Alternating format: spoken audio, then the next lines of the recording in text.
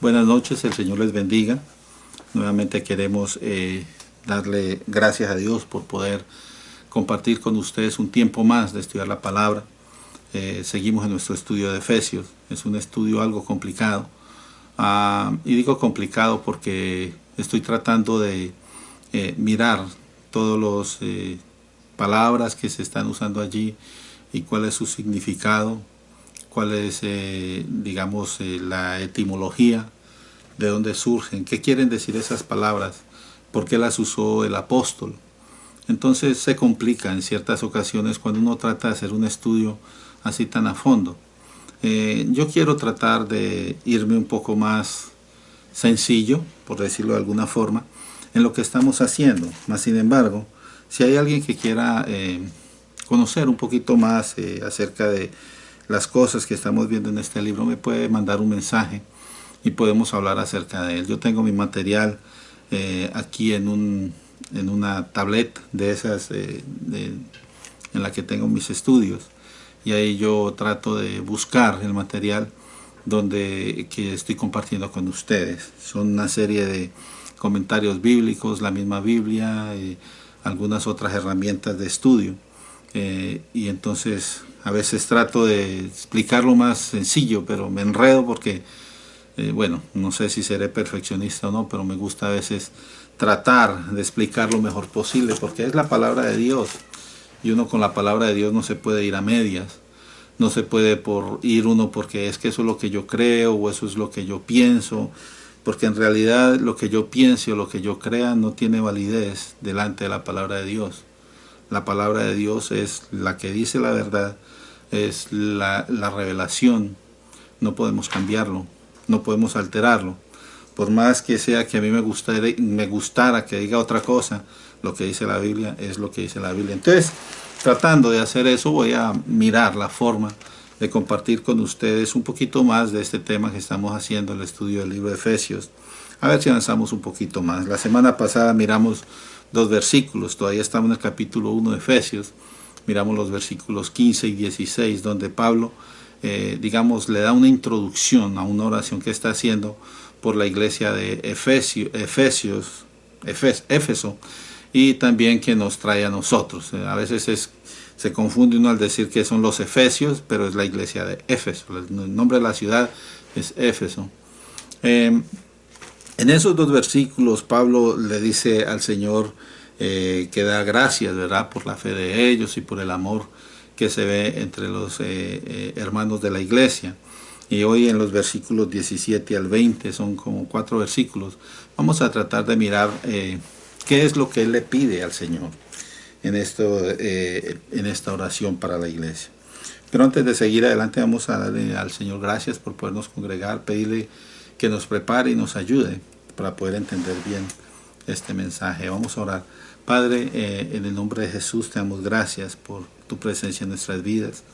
Gracias por permitirnos, Señor, tener tu palabra al alcance de nuestras manos, por poderlo estudiar. Gracias por las personas que se disponen a tomar este tiempo de ponerse delante de sus computadoras o de sus dispositivos para poder mirar este estudio. Háblales, bendito Dios, a cada uno de acuerdo a tu voluntad en el mensaje de este estudio, y ayúdanos a crecer más en el conocimiento tuyo. Bendice las necesidades, Señor, las peticiones de cada uno. Contéstale, Señor, de acuerdo a tu voluntad. Te damos gracias y oramos para que nos dirijas en todo, en el nombre de Jesucristo, nuestro Señor y Salvador. Amén. Bueno, los versículos 17 al 20 es donde el apóstol incluye, digamos, los temas que básicamente es lo que le pide el Señor para la iglesia. Dice, para que el Dios de nuestro Señor Jesucristo, el Padre de gloria, dice, os dé espíritu de sabiduría y de revelación en el conocimiento de Él. Dice, alumbrando los ojos de vuestro entendimiento, para que sepáis cuál es la esperanza a que Él os ha llamado, y cuáles las riquezas de la gloria de su herencia en los santos, y cuál la supereminente grandeza de su poder para con nosotros los que creemos, según la operación del poder de su fuerza, la cual operó en Cristo, resucitándole de los muertos y sentándolo a la diestra en los lugares celestiales. Muy bien, esta oración hace mención del Dios y Padre de nuestro Señor Jesucristo. Allí es que el apóstol quiere, digamos, guiar a los lectores, en este caso la iglesia de Éfeso y a nosotros, a darnos a entender que la fe nuestra está puesta en el verdadero, en el Dios verdadero.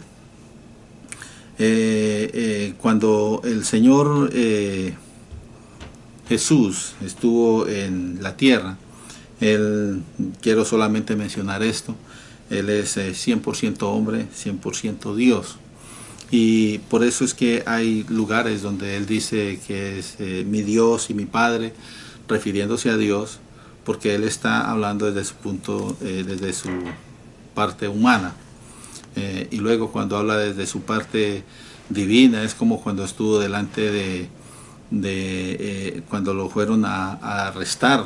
Si usted recuerda, dice la multitud que llegaron, venimos buscando a Jesús de Nazaret, y cuando Él dijo yo soy, allí se cayeron todos. ¿Por qué? Porque era la misma voz de la parte divina del Señor. Pero no vamos a meternos mucho en este tema porque no es lo que nos atañe ahorita. Estamos en el libro de Efesios, entonces vamos a seguir adelante.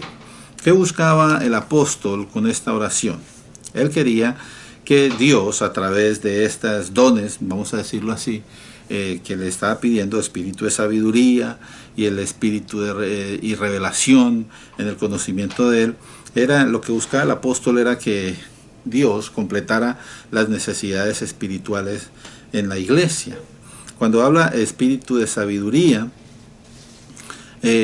posiblemente Pablo lo que estaba tratando de pedir al Señor es una de dos cosas. Primero, pudo haber sido que Pablo le estaba pidiendo al Señor, Señor, danos sabiduría para vivir en unidad. Porque en realidad vivir en una congregación es difícil. A veces hay, dependiendo de los temperamentos, las personas somos diferentes. Entonces uno necesita aprender a vivir juntos. Necesita aceptarse como son. Pero también pudo haber sido la petición de un don. Cuando el Señor Jesús, antes de morir, le dijo a sus discípulos, hay muchas cosas que no les puedo enseñar ahora, porque no lo pueden entender. Y más adelante le dice, cuando venga el Espíritu Santo, Él los va a guiar a toda verdad y les va a decir todas las cosas que necesiten saber.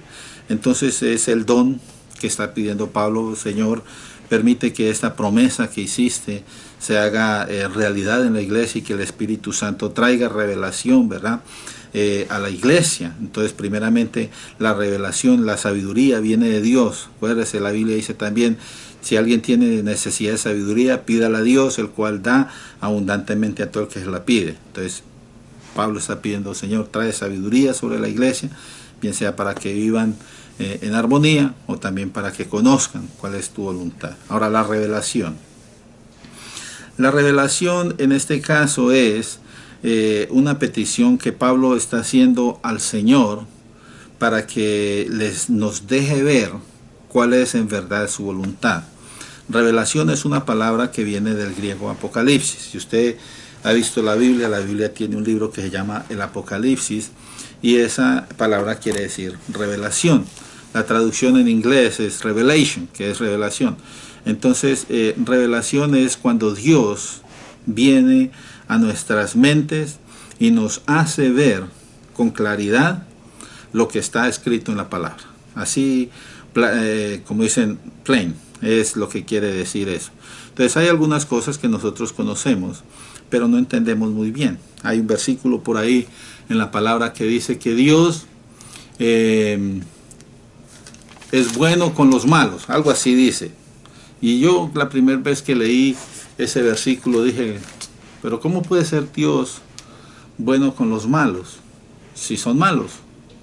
Entonces, cuando ya vino el momento de revelación, yo entendí que si Dios no fuera bueno con los malos, entonces yo nunca hubiera tenido la oportunidad de ser salvo, porque nosotros éramos enemigos del Señor, o sea, éramos malos. Y por el amor y por la bondad de Dios para con los malos, me dio la oportunidad a mí también de entrar en su reino, de poder escuchar su mensaje. Entonces, esa bondad de Dios hacia las personas que están mal, nos dio la oportunidad de conocerlo. Entonces, la revelación es el Señor ayudarnos a entender por qué dice eso allí. Amén.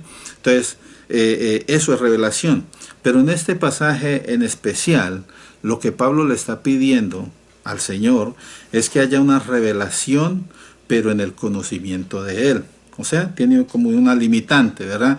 Que nosotros solamente podamos conocer más quién es Jesús. Ahora, en el libro de Colosenses hay un versículo que nos impacta bastante. Dice Colosenses capítulo 2, versículo 9. Dice que en Él, en Jesús, habita corporalmente. O sea, Jesús mismo es, diciéndolo así, la plenitud de la deidad. Y este versículo nos ayuda a entender esta situación de que Jesús es 100% hombre y 100% Dios, ¿verdad? Entonces Colosenses 2.9 nos dice que él es Dios también. Entonces, lo que Pablo está pidiéndole aquí al Señor es que nosotros podamos llegar a comprender sinceramente que Jesucristo, además de haber sido hombre, también es Dios, y que a través de Él nosotros pudimos llegar a ser salvos. Entonces, el Espíritu es el que puede activar en nosotros ese entendimiento para conocer ese misterio. Si nosotros llegáramos a comprender mejor lo que es la presencia del Señor y la persona de Cristo en nuestras vidas, entonces nosotros podemos llegar a comprender cómo es que actúa, ¿verdad? La fuerza o digamos el poder de Dios en nuestras vidas y cómo es que nosotros vamos a llegar a ser salvos. A veces solamente el tema de la salvación puede llegar a ser confuso, porque uno no puede entender cómo es que una persona que ha sido tan mala y que ha vivido tan alejado de Dios y todo eso, de un momento a otro el Señor le dé la bendición de ser salvo. Piensa uno en aquel hombre en la cruz, ¿verdad? El criminal en la cruz que dice el Señor, le dice al Señor, mira, si eres hijo de Dios, sálvate a ti mismo y de una vez pues a nosotros, ¿verdad? Y el otro del otro lado le dice, ni siquiera estando en el mismo castigo, ¿verdad? Tienes temor de Dios. Y le dice, usted y yo a la verdad estamos pagando lo que merecemos, pero él nada debe. Y dice que le dijo al Señor, Señor, acuérdate de mí cuando vengas en tu reino. Y le dice el Señor, de cierto te digo, hoy estarás conmigo en el paraíso. Entonces, ¿cómo es que uno dice, bueno, este hombre era un criminal y que él mismo está confesando que está pagando por sus culpas, ¿verdad? ¿Cómo es que el Señor le da esa salvación así? Entonces nosotros podemos llegar a comprender, ¿verdad? Mejor a través de esa revelación, cómo es que funciona eso de la salvación. Entonces la salvación es algo que en cierto modo es complicado, pero tiene que ser comprendido a través del Espíritu. Y es la presencia del Espíritu Santo en la iglesia es la que nos ayuda a nosotros a entender la palabra. Muy bien, entonces vimos que los propósitos de esta oración de Pablo es, primeramente, completar las necesidades espirituales. Pero también lo que busca él con esta petición en la iglesia es que penetrar en los objetivos del propósito. O sea, que nosotros podamos entender cuál es el propósito de Dios para la gente. Así como Dios nos ha dado ojos físicos para ver lo que nos rodea, también nos ha provisto de su sabiduría y de su revelación para los ojos del entendimiento. Esto se los voy a explicar ahorita con un ejemplo. Aún teniendo estas dos ventanas abiertas, estamos hablando de los ojos, necesitamos del sol para ver el paisaje completo. Mire, yo les hago un ejemplo. Cuando usted está en un lugar oscuro y abre sus ojos, por más que los abra, no va a ver mucho porque necesita la luz. Entonces por eso es que el apóstol le pide al Señor en esta oración que venga a iluminar, ¿verdad? A alumbrar el entendimiento. Porque si Él pide espíritu de sabiduría y de revelación en el conocimiento, necesitamos también entender todo eso. Entonces imagínese que usted durante la noche está caminando por un parque que es bonito, es hermoso, pero cuando usted llega hasta la cumbre, una cumbre de un cerrito allí, desde donde usted puede verdaderamente observar todo el panorama de donde usted estuvo caminando. A menos que haya luz, usted no va a poder ver la belleza, ¿verdad? Entonces usted tiene sus ojos abiertos y usted, digamos, ve sombras y ve árboles, y porque uno ve las figuras, ¿verdad? Las siluetas. Pero cuando empieza a salir el sol y sale aquella luz, entonces usted empieza a distinguir colores, usted empieza a distinguir formas, lugares. Por ejemplo, a veces manejando en la noche usted no se da cuenta cuando pasa por el lado de un lago, porque todo se ve oscuro. Pero en el día ya usted puede ver que hay un lago allí, hay algunos pájaros o gansos, quién sabe, en los potreros hay animales. Entonces, cuando dice que ilumine, ¿verdad? En versículo 18, alumbrando los ojos del entendimiento, entonces podemos ya a través de la luz distinguir qué es lo que estábamos mirando. Entonces el mensaje se hace más claro, el mensaje se hace más vívido. Entonces, el deseo de Pablo en este alumbrar, en este iluminar, puede mirarlo uno, nos puede enseñar a nosotros tres lecciones esenciales.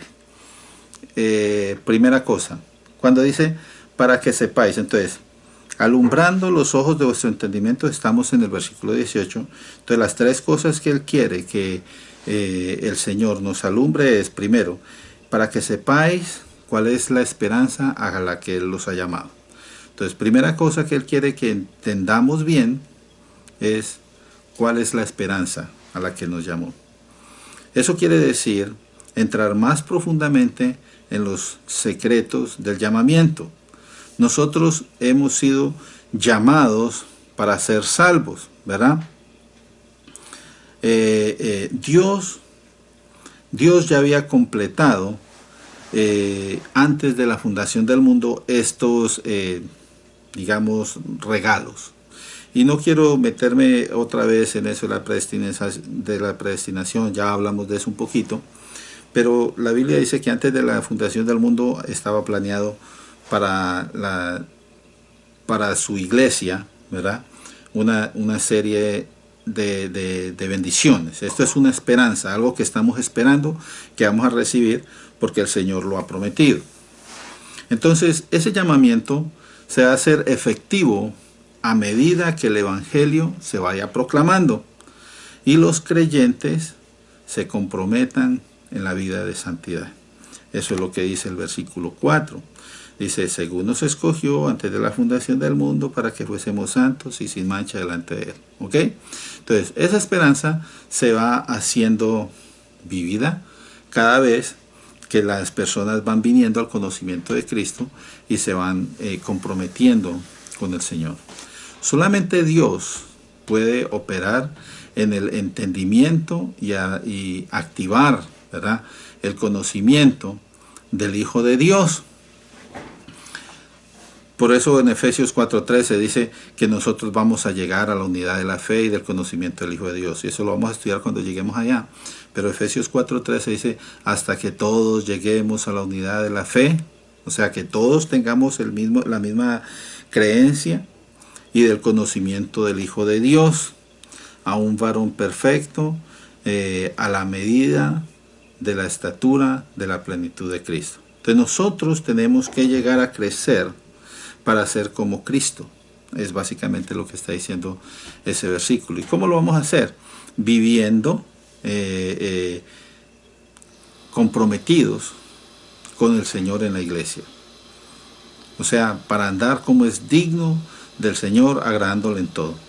Que es lo que también dice la palabra.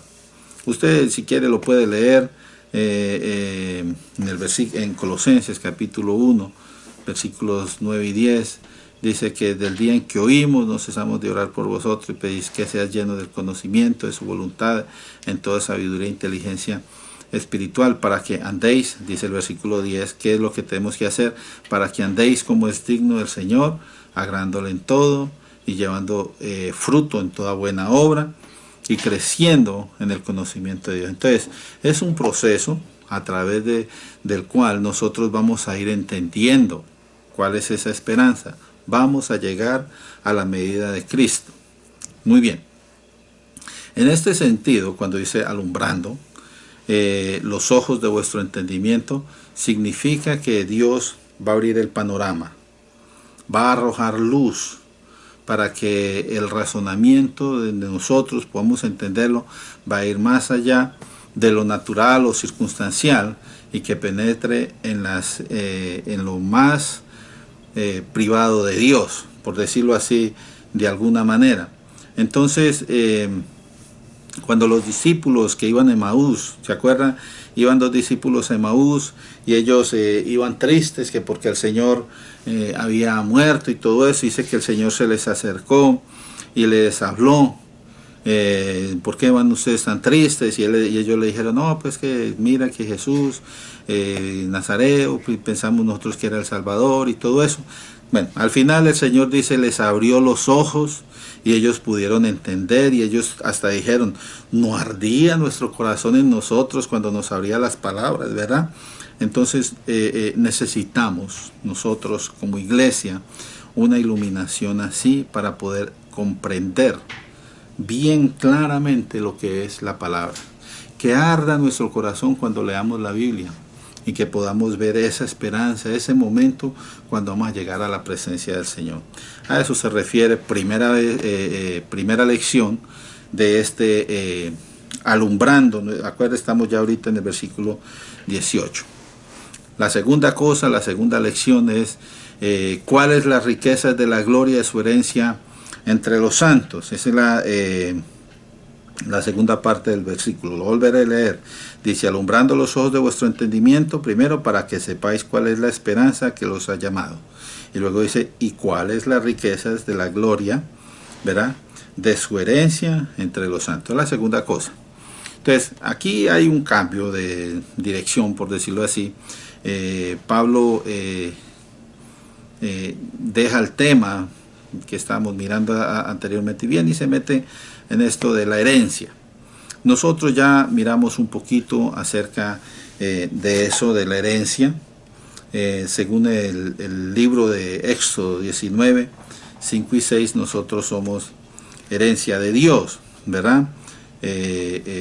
Aunque Dios es dueño de todas las cosas, Dios dice en Éxodo 19, 5 y 6, lo voy a leer, dice, ahora pues, si diereis oído a mi voz y guardareis mi pacto, vosotros seréis mi especial tesoro sobre todos los pueblos, porque mía es toda la tierra, y vosotros me seréis un reino de sacerdotes, gente santa. Estas son las palabras que irás a los hijos de Israel. Entonces Dios escogió, ¿verdad?, a este pueblo especial. Y hay otros pasajes donde dice que Dios es en verdad dueño de todo. Por ejemplo, el Salmo 50, versículos 10 al 12, dice, el Señor, mía es toda bestia del bosque y los millares de animales en los collados. Conozco a todas las aves de los montes y todo lo que se mueve en los campos me pertenece. Si yo tuviese hambre, no te lo diría a ti, porque mío es el mundo y su plenitud. Entonces, nosotros en realidad no tenemos que darle al Señor. Mas sin embargo, Él nos ha sacado del mundo para hacernos su herencia, ¿verdad? Somos su posesión adquirida. En 1 Corintios 6:20 dice que por haber sido nosotros comprados por precio, debemos glorificar en nuestro cuerpo y en nuestro espíritu, porque son de Dios. Entonces dice allí, 1 Corintios 6:20, porque habéis sido comprados por precio, glorificad pues a Dios en vuestro cuerpo y en vuestro espíritu, los cuales son de Dios. Entonces esto nos da a entender a nosotros que aún nuestro cuerpo le pertenece a Dios. Por eso es que uno tiene que tener mucho cuidado qué hace con el cuerpo, porque no es de nosotros, es del Señor. La Biblia lo dice. Tenemos que glorificarlo a Él, es de Él. Entonces, ¿cuál es la riqueza de su herencia? Nosotros en realidad pertenecemos a Dios. ¿Qué significado o qué significa comprender que somos la herencia de Dios? Básicamente Dios puso en nuestro interior la gloria de su presencia, porque el Señor Jesús lo prometió. Juan capítulo 17 versículo 22 dice: la gloria que me diste yo les he dado para que sean uno, así como nosotros somos uno. Y aquí también un versículo más que habla del Señor Jesús como Dios. Bueno, Pablo denomina esa presencia del Señor en nosotros como un depósito. Y esto es lo que nosotros vemos, ¿verdad?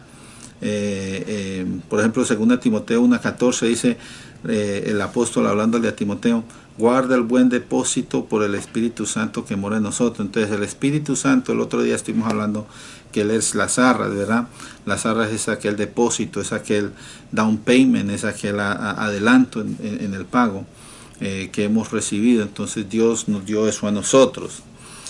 Al comprenderlo, entonces nuestro objetivo debe ser santificar y agradecer lo que nos ha dado, porque sabemos que es la herencia de Dios. Entonces para nosotros, lo que Dios nos da a nosotros es la herencia que nos da. Pero nosotros, saliendo del mundo, somos herencia de Dios. Y esto es básicamente lo que ya habíamos hablado en otra ocasión, ¿verdad? En otro estudio anterior. ¿Qué es otra lección que aprendemos allí? Allí al final del versículo, en el versículo 19, habla la supereminente grandeza de su poder para con nosotros los que creemos. Y otra vez está hablando acerca de la iglesia, los que creemos. La tercera actividad que Pablo quería que fuera iluminada era el poder de Dios en la iglesia. Las notables cualidades, o sea, de ese poder se muestran en una forma singular. Ni los efesios ni nosotros podemos entender esa esperanza a la que fuimos llamados, ni las riquezas de la gloria de su herencia en los santos, a menos que el poder de Dios nos conmocione en nuestro ser y nos involucre en ese propósito de Dios. Entonces solamente Dios a través de su poder nos puede revelar y ayudarnos a entender eso. Entonces la grandeza de su poder lo podemos nosotros mirar, como dice en este libro, en el libro de Filipenses capítulo 2 y versículo 13, que Dios es el que en nosotros produce el querer como el hacer. ¿Por qué? Por su buena voluntad. El poder de Dios nos guía a nosotros en poder hacer la voluntad de Él. Ahora, comprender la magnitud del poder de Dios es el tercer punto que podemos mirar ya en todos los pasajes que estamos mirando. Hay una cosa bien interesante, y es que Pablo es el único escritor de la Biblia que utiliza ese término tan expresivo, ¿verdad?, del poder, ese supereminente poder. Es un verbo que viene del griego hipérbalo, de donde proviene hipérbole, que habla de una superioridad, de excelencia, de una preeminencia sin medida. Para nosotros nomás simplemente lo entendemos como ilimitado, como excedente, excesivo, sin medida, ¿verdad? Cuando usted habla de supereminente, usted está diciendo algo muy excesivo, muy grande, ¿verdad? Por ejemplo, como dice en 1 Corintios 12:31, procurad pues los dones mejores, mas yo os muestro un camino, dice allí, más excelente. Ese tiene que ver con esa palabra. Por ejemplo, la supereminente gracia, como aparece en 2 Corintios 9:14, dice: asimismo en la oración de ellos por vosotros, a quienes aman, a causa de, y ahí viene la palabra, de la superabundante gracia de Dios para con vosotros. Y también en este mismo libro de Efesios, capítulo 2, versículo 7, habla de las abundantes riquezas de su gracia, ¿verdad? Y dice: para mostrar en los siglos venideros las abundantes riquezas de su gracia en su bondad para con nosotros en Cristo Jesús. Entonces, también en el capítulo 3, versículo 19, dice que el amor de Cristo excede todo conocimiento. Entonces son palabras que Pablo usa para expresar, digamos, en una forma grande, más exagerada, ¿verdad?, lo que es el poder. Porque nosotros no entenderíamos eso. Para nosotros decir algo muy grande en nuestra pequeñez, digámoslo así, no nos alcanzamos a imaginar eso. Entonces Pablo tiene que utilizar varias expresiones, ¿verdad?, de admiración para que nosotros podamos entender cuál es la grandeza de lo que él está hablando. Conocer el poder del Señor significa desterrar las pretensiones del enemigo y levantar un altar en el santuario de Dios.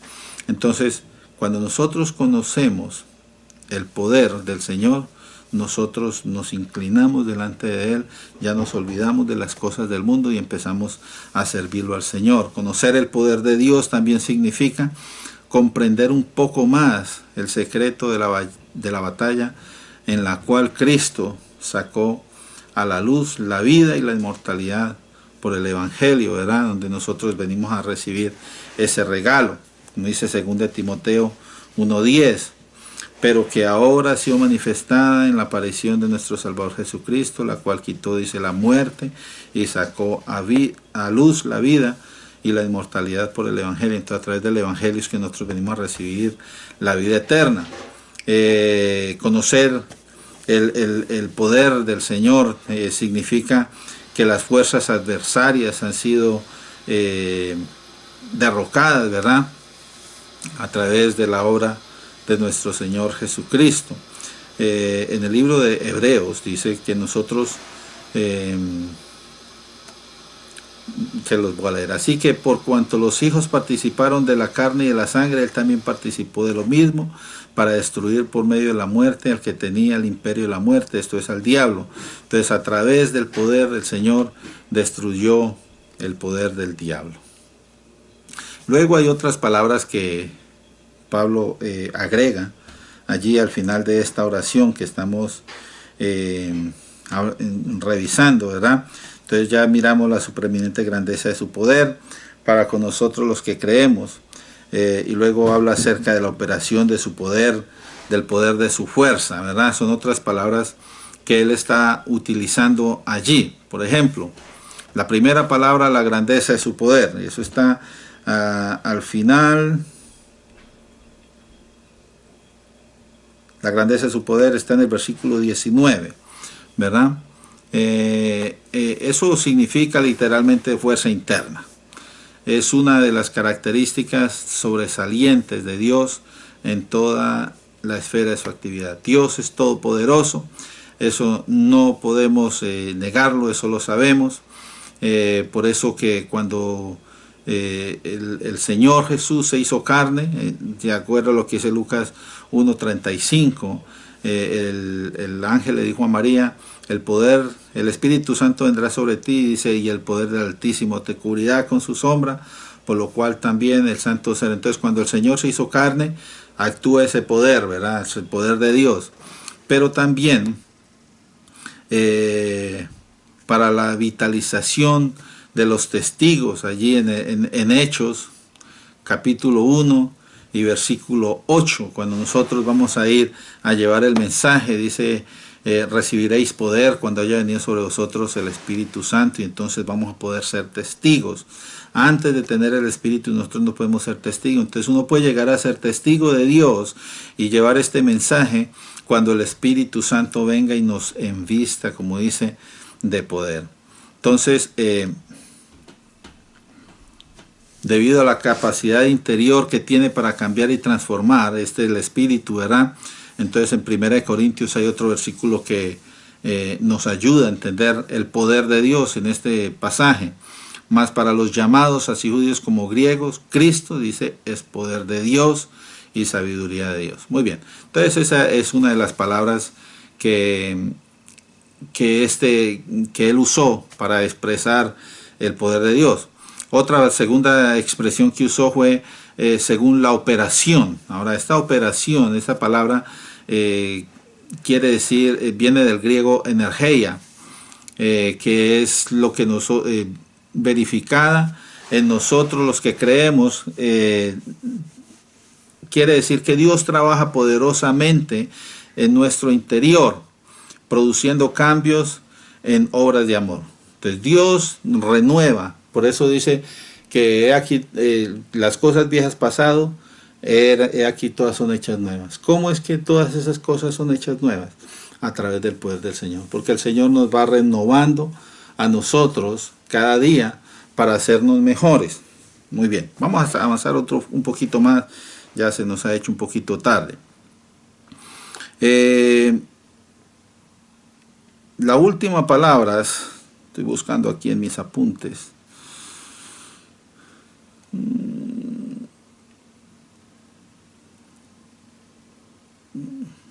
Bueno, vamos a dejar hasta allí.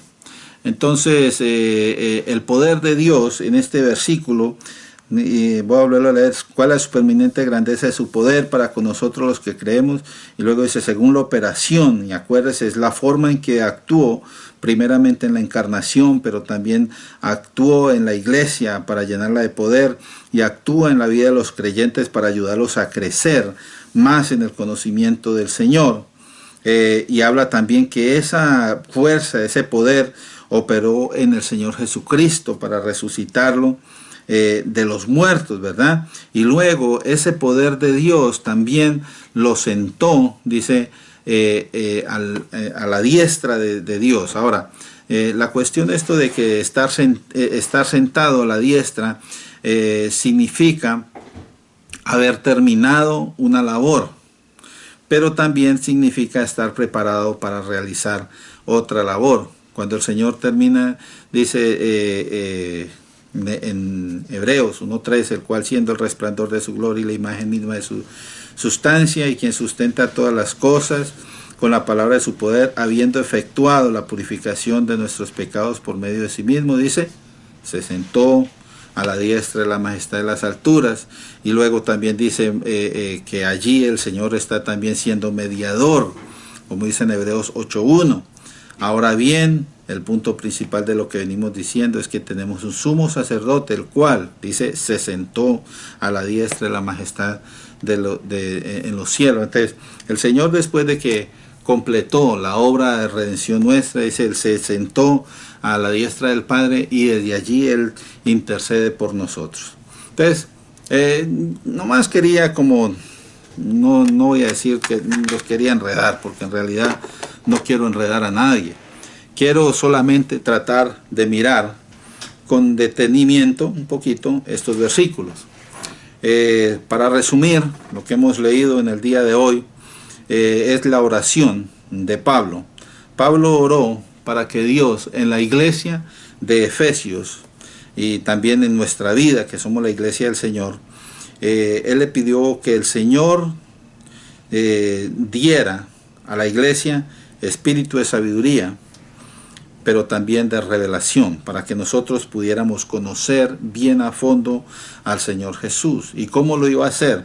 Alumbrando el entendimiento de nosotros. Y vimos eso, que es cuando el Señor nos revela, ¿verdad? Nos muestra qué es lo que dicen aquellos misterios ocultos que para otros que a través del Espíritu nosotros podemos entender. ¿Y cuál es el fin de que nosotros recibamos esa sabiduría y esa revelación? Entonces nosotros vamos a saber cuál es la esperanza, o sea, la promesa que Dios tiene para nosotros cuando lleguemos a su presencia. Y cuál es la riqueza de la gloria de su herencia en los santos, o sea, ese gran regalo, poder nosotros ser llamados hijos de Dios. Eso es algo que solamente Dios nos puede dar. Entonces esa es una gran herencia. Y luego dice cuál es el poder maravilloso del Señor. Entonces a través de esa sabiduría y a través de esa revelación nosotros vamos a poder entender cuál es el poder de Dios, que en realidad es tan grande que para una persona sin el Espíritu Santo sería incomprensible. Y por eso dice allí, para con nosotros los que creemos. Entonces, ¿cómo es que obra el poder de Dios en la vida de la iglesia? Lo vamos a poder entender. Y luego dice, según la operación del poder de su fuerza, es cómo es que el Espíritu de Dios está viviendo y obrando, guiando a la iglesia a través de los tiempos hasta que el Señor nos llame. Y ahí explica en el versículo 20 que ese mismo poder actuó en Cristo, lo resucitó de los muertos y lo puso allí a la diestra del Padre, de donde Él también está intercediendo por los santos. Más o menos, hermanos, yo espero que haya sido amena la clase. Yo espero que hayamos entendido un poquito más a qué se refiere este libro. Por favor, dejen sus comentarios, déjenme saber qué piensan, si les está ayudando este estudio, y también si hay alguna pregunta que yo trato de contestárselas lo más clara posible. Entonces vamos a orar, pidámosle al Señor que nos ayude y que nos guíe en todo este caminar diario con el Señor. Padre, en esta noche yo te alabo y te glorifico y te doy gracias por permitirnos estudiar tu palabra, Señor. En ocasiones es difícil, es un poquito complicado, pero te pedimos que tú nos dirijas y nos ayudes a asimilar lo que estamos haciendo. Bendice a todos aquellos que están mirando este video y guíanos para darte a ti la gloria en todo lo que hacemos. Te alabamos, Señor, te glorificamos, nos ponemos en tus manos, orando siempre en el nombre de Jesucristo, nuestro Señor y Salvador. Amén. Que el Señor me los bendiga.